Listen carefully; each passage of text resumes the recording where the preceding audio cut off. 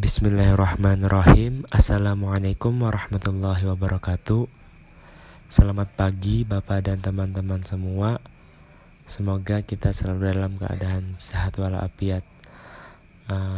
Pada kesempatan kali ini kita akan bahas mengenai filsafat jiwa menurut para filosof muslim, perbandingan dan relevansi. Langsung saja kita kepada pembahasan materi. Filsafat jiwa menurut para filosof muslim. Yang pertama, Al-Kindi. Menurut Al-Kindi, jiwa merupakan unsur utama dari manusia, bahkan dapat disebut juga sebagai intisari manusia, sebagaimana jiwa dalam filsafat Yunani. Al-Kindi juga mengatakan bahwa jiwa adalah jauhar basit, yaitu tunggal, tidak tersusun, tidak panjang dan lebar. Jiwa mempunyai arti yaitu penting, sempurna dan mulia. Substansi jauharnya berasal dari substansi Allah, sehingga jiwa memiliki sifat rohani dan ilahi.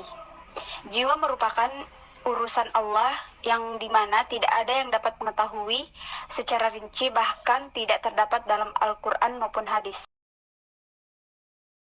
Yang kedua yaitu Abu Bakar Ar-Razi. Jiwa bagi Ar-Razi identik dengan sesuatu yang berbeda dari tubuh dan bagian-bagiannya. Bahkan lebih lanjut lagi, Ar-Razi menyatakan bahwa jiwa tidak mengalami kematian atau jiwa itu abadi dan tidak mati bersama dengan kematian tubuh. Dengan kata lain, ia kembali dari tubuh menuju kesolehan dan rahmat. Yang ketiga, Al-Farabi. Al-Farabi menyatakan bahwa jiwa manusia adalah bentuk, surah atau form bagi tubuhnya. Al-Farabi tidak mengakui pra-eksistensi jiwa manusia.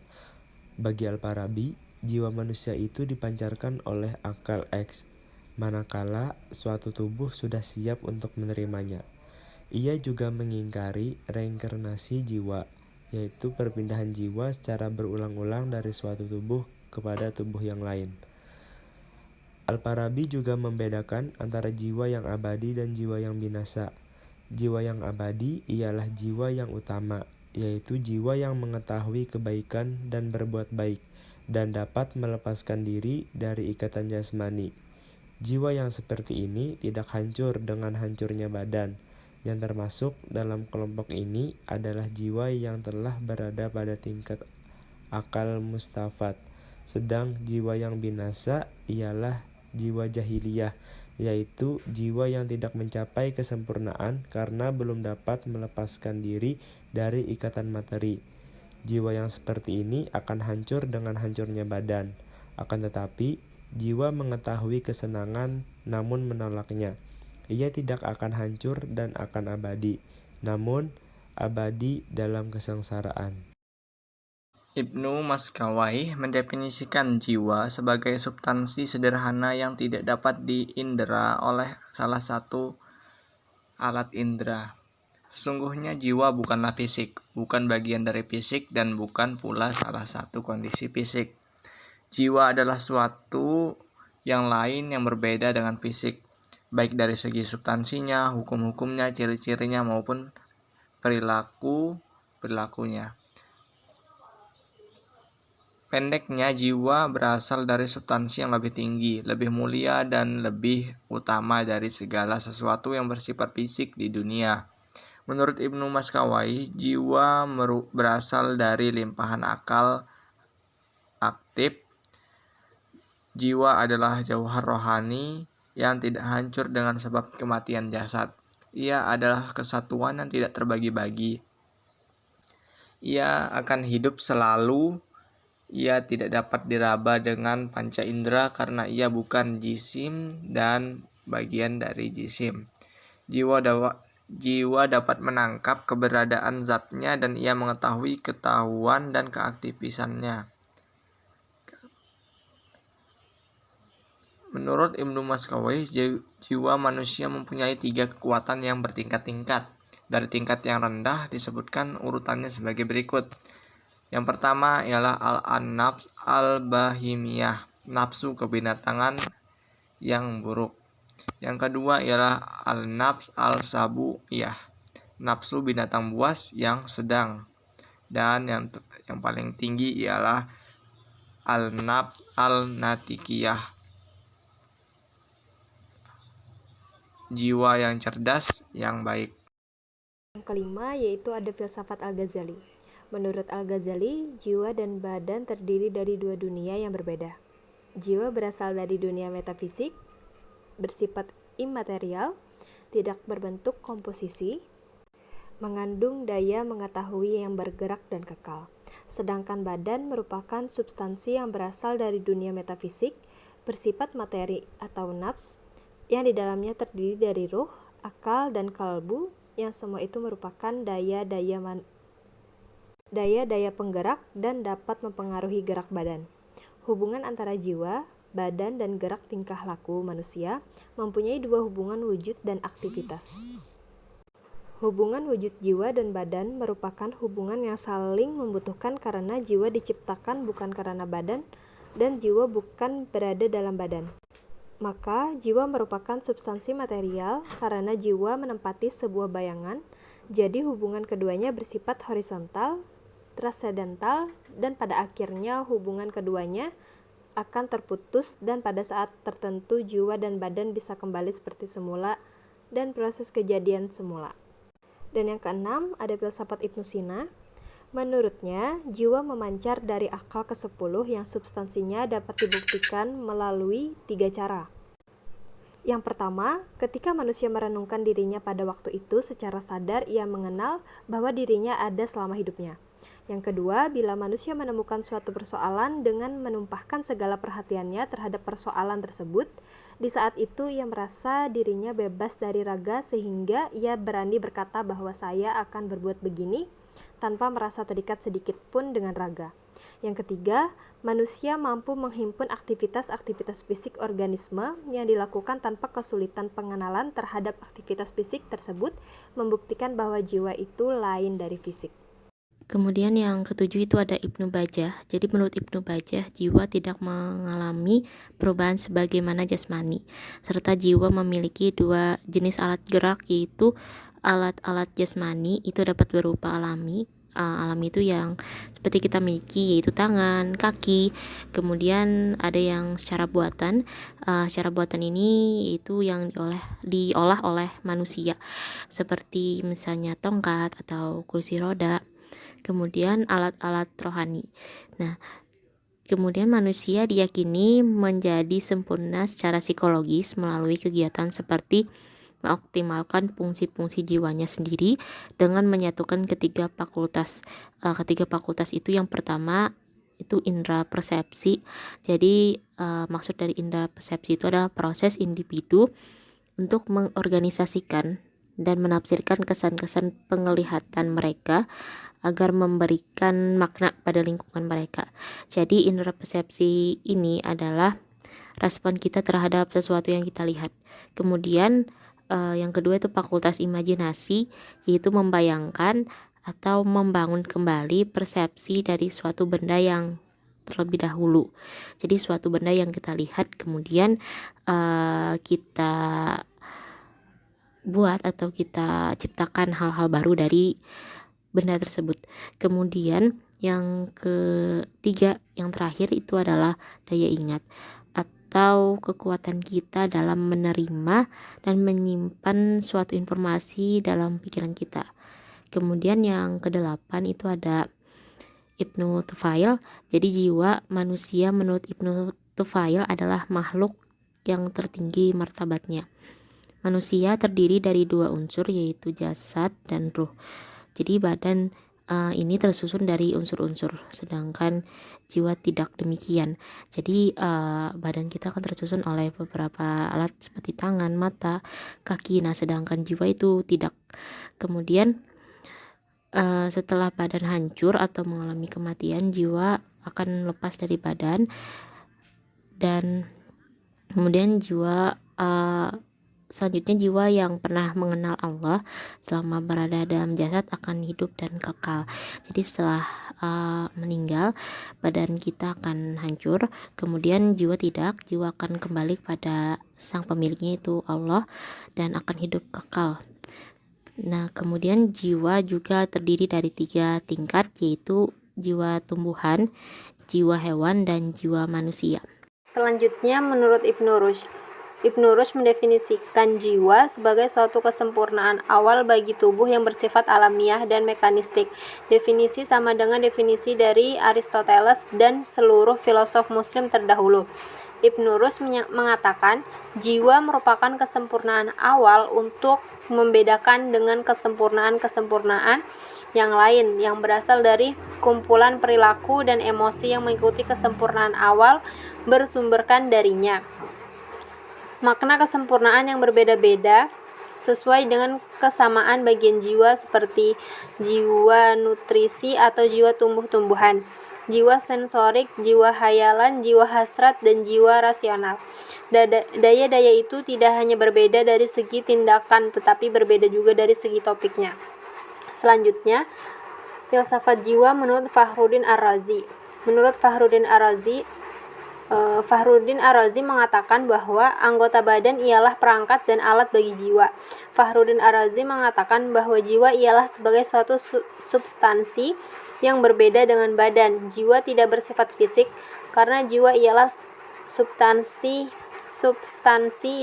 yang bebas dari sifat fisik. Bahkan menurut dia, jiwa tidak mengalami kematian berdasarkan Al-Quran Surah Al-Fajr ayat 27-28. Mengenai ayat tersebut, Ar-Razi mengomentari bahwa jiwa tidak mati bersama dengan kematian tubuh. Lebih tepatnya, ia kembali dari tubuh menuju dunia kesalehan dan rahmat. Mengenai pembahasan jiwa, Fakhruddin Ar-Razi tidak mengungkapkan hal baru tentang jiwa, tetapi dia mendasarkan pendapatnya tentang jiwa dari Ibnu Sina. Dia berpendapat bahwa jiwa memiliki 3 macam daya, yaitu yang pertama daya tumbuh-tumbuhan, daya hewani, dan daya insani. B. Perbandingan dan relevansi filsafat jiwa menurut para filosof muslim. Yang pertama, Al-Kindi dan Ibnu Sina. Jadi menurut Al-Kindi, filsafat Islam itu mempunyai agenda penting mengenai jiwa. Ini dikarenakan jiwa merupakan unsur utama dari manusia. Dan ada yang mengatakan sebagian intisari manusia. Menurut Al-Kindi dan Ibnu Sina, jiwa atau roh itu merupakan pendorong atau penghasil daya pikir berupa akal yang kemudian dibagi menjadi 3 tingkatan, yaitu potensi semata, pengetahuan, dan pengerjaan. Dan Al-Kindi juga membagi roh atau jiwa ke dalam 3 daya yang berbeda dengan bagian yang dijabarkan oleh Ibnu Sina, yaitu nafsu, marah, serta pikir. Sedangkan menurut Ibnu Sina, jiwa memancar dari akal ke-10 yang substansinya dapat dibuktikan melalui 3 cara, yaitu pertama, ketika manusia merenungkan dirinya pada waktu itu secara sadar, ia mengenal bahwa dirinya ada selama hidupnya. Yang kedua, bila manusia menemukan suatu persoalan dengan menumpahkan segala perhatiannya terhadap persoalan tersebut, di saat itu ia merasa dirinya bebas dari raga sehingga ia berani berkata bahwa saya akan berbuat begini tanpa merasa terikat sedikit pun dengan raga.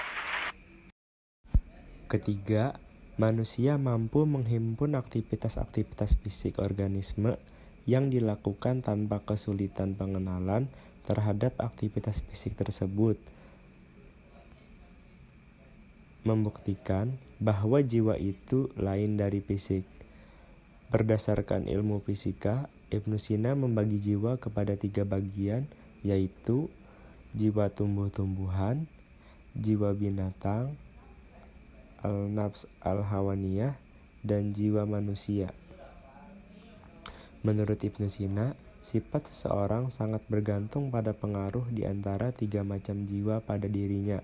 Jika jiwa tumbuh-tumbuhan atau binatang yang berkuasa pada dirinya, orang itu akan menyerupai binatang, melenceng dengan hakikat manusia sebenarnya.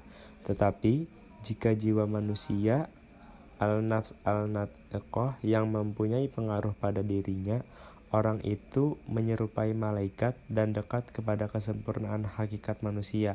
Disinilah peranan daya praktis yang berupaya mengontrol badan manusia sehingga hawa nafsu yang ada di dalam badan tidak menjadi halangan bagi daya teoritis untuk membawa manusia kepada tingkatan yang tinggi dalam usahanya mencapai kesempurnaan.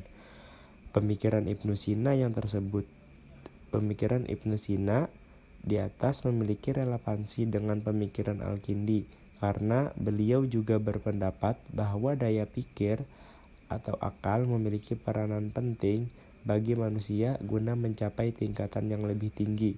Menurut Al-Kindi, daya yang paling penting dari daya jiwa adalah daya berpikir, dikarenakan hal tersebut dapat mengangkat eksistensi manusia ke derajat yang lebih tinggi. Di sini, jiwa memfungsikan daya pikir untuk mempertimbangkan segala hal secara jernih dengan memilah antara yang pantas dan yang tidak pantas untuk dikerjakan. Selanjutnya, Abu Bakar Ar-Razi dan Ibnu Bajjah. Filsafat tentang jiwa atau ruh menurut Abu Bakar Ar-Razi bermula dari sebuah pertanyaan, yaitu sebuah pertanyaan tentang keabadian lain setelah kematian. Selain itu, Abu Bakar Ar-Razi menekankan aspek-aspek kejiwaan pada pola pikir, sikap, dan tingkah laku yang berdasar pada ajaran Islam. Jiwa bagi Ar-Razi identik dengan sesuatu yang berbeda dari tubuh dan bagian-bagiannya.